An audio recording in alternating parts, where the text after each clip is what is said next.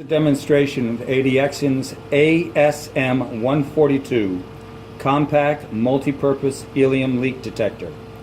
It has a roughing capacity of 7 CFM and a helium sensitivity of 10 to 11 atmospheres cubic centimeters per second. It has a digital display.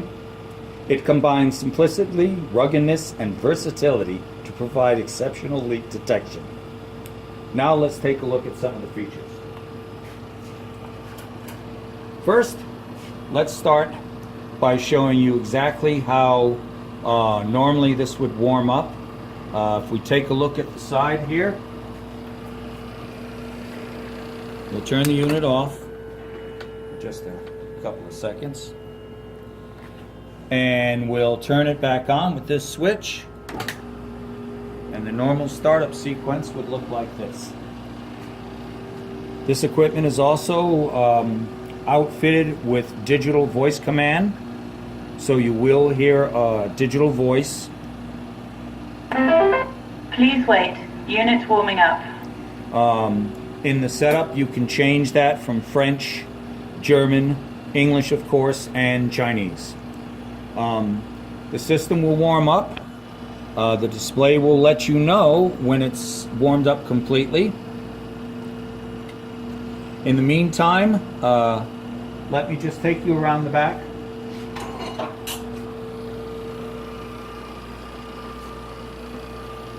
And show you that in this handy little tray here is a compact booklet, user's manual that is excellent. If you work through this, please wait, unit warming up, and get to push a couple of buttons, you'll see how simple it is.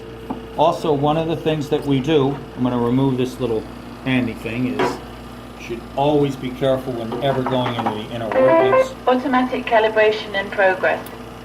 Is we will take some helium at about 5 psi and we spray and we go around all the different connections and joints in the vacuum system to make sure there's no leaks. Obviously, if our bar indicator here or our audible alarm goes off, that means that we've found a leak. Fortunately, this unit is very tight and it is leak free.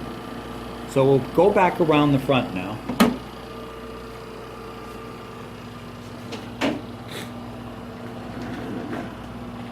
Now, after it has an initial warm-up, it goes into an automatic calibration mode. This is something that you can do at any time, but typically the startup procedure is that it will go into its calibration mode, where it'll go up and down the entire range and know exactly where it should start from. Also, if I can bring you over here to the laptop, the manual itself is online. It is 160 pages and very, very complete. It has pretty much everything you could think of when it comes to setting this up for any special applications. It's got diagrams, it's got schematics of everything, very easy to follow block diagrams, and pictorially it's excellent. So if you're not sure what a switch or a control is, you can normally find it in the user's manual.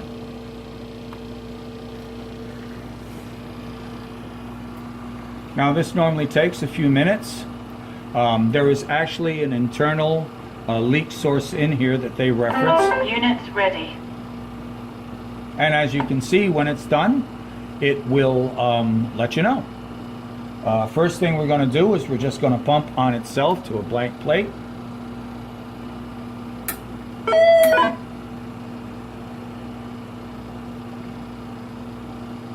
And this is a nice tight system. We're down to 3 times 10 to the minus 10. Okay, now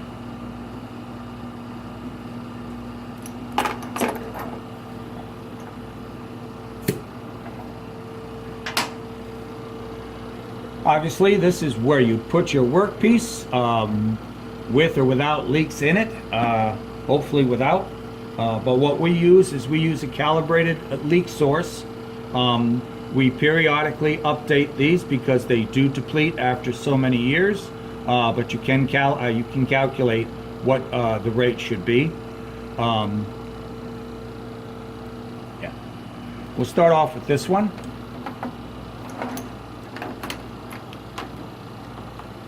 Now this sort of is how we simulate your workpiece. Put that down nice and tight.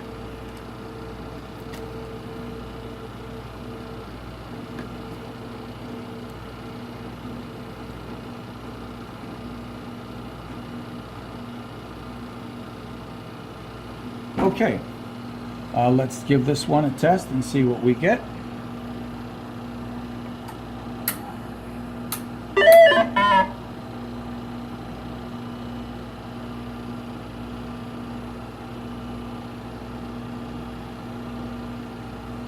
Give it a minute to settle. Now, as you can see, this little blinking LED indicates where our set point is.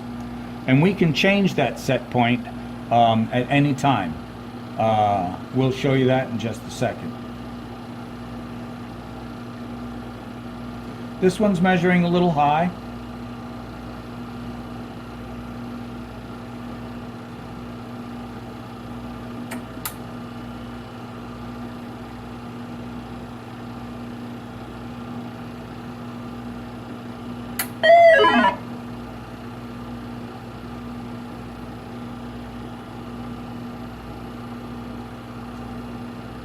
It's still not bad. Now we'll check this next one. Take this one off.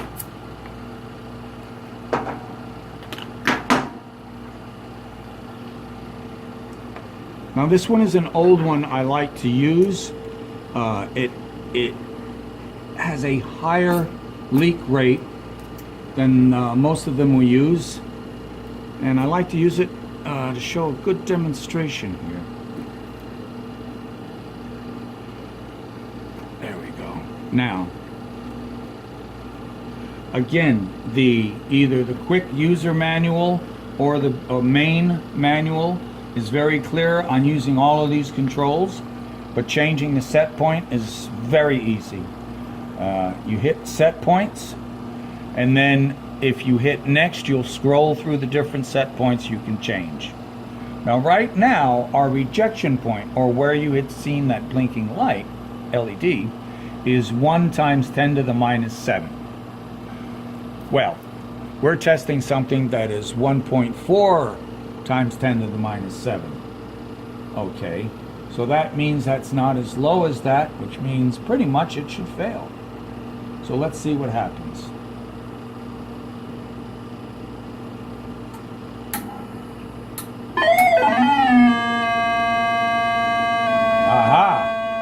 As you can see, it is just over that point. Now, let's go back to our set point. And this is 1.4. Let's change that just up a little bit to 2 times 10 to the minus 7. We'll store, we'll return, and we'll test it again and see what happens. Now, our segment should go up 1 position here. And as you can see, we're right on the edge of that. That's very good. The other thing I'd like to point out is there are actually 2 operating modes available with the system. With an optional sniffer. As you can see, there's a button here that says sniffer. You can switch to a port on the side here. If you take a look, you'll see a port where there is a quick disconnect available from the manufacturer. They have a particular little probe, if you will, and what it is, it's a sniffer. So you can, instead of using the onboard detection, you can use the sniffer to come up here and sniff your part. Again, You can hit auto cal at any time and recalibrate. If you have an error that comes up for some reason, there is a list of the error codes in here, and normally it's pretty much associated with maybe some kind of massive leak or a valve open or something like that. So it really does do a lot for you.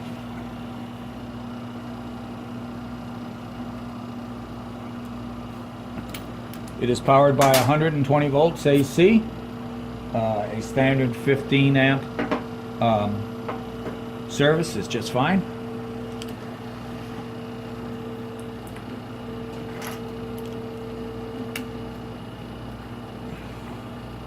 I just like to leave them pumped down when not in use.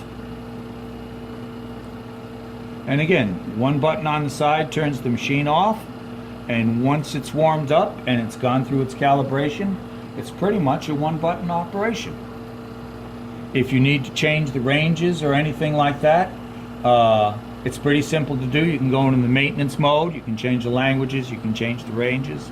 So it's very versatile, very complete piece of equipment.